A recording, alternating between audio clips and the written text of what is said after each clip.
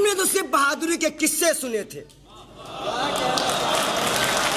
सिर्फ किस्से सुने थे कि कोई, हम तो सोचते थे कोई तो होगा जो पानी पिलाएगा अमेरिका को, कोई है।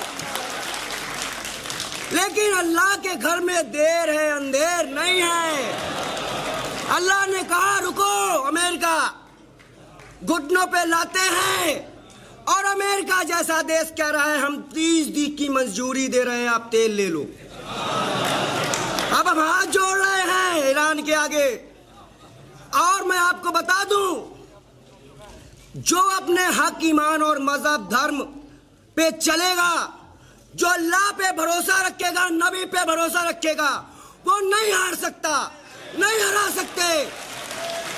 72 ने हरा दिया, करबला हमने सुना है। आज